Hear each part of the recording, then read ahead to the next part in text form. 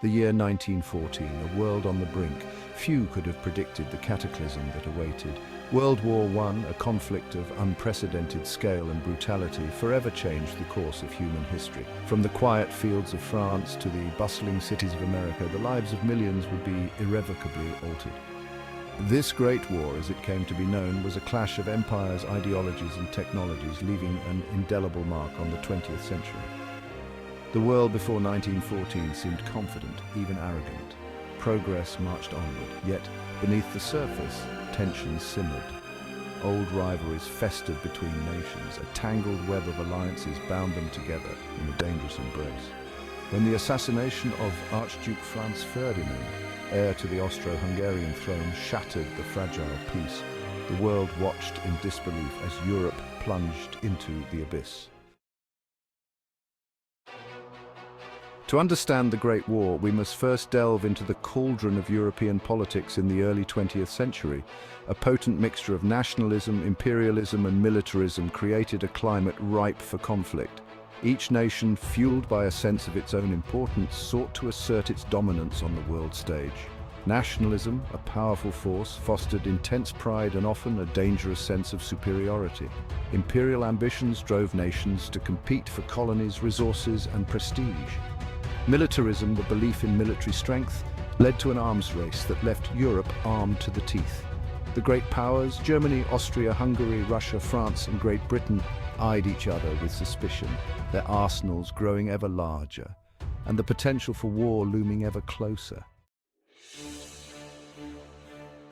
The assassination of Archduke Franz Ferdinand and his wife Sophie on June 28, 1914 in Sarajevo was the spark that ignited the powder keg. Gavrilo Princip, a young Serbian nationalist, fired the fatal shots, setting off a chain reaction that would quickly engulf Europe and the world in war. Austria-Hungary, blaming Serbia for the assassination, issued an ultimatum containing demands Serbia could not possibly meet. Russia, bound by treaty to protect Serbia, mobilized its army. Germany, allied with Austria-Hungary, saw Russia's mobilization as a threat and declared war on Russia and then on France, Russia's ally. When Germany invaded neutral Belgium to attack France, Great Britain declared war on Germany. In just a few short weeks, the major powers of Europe were at war.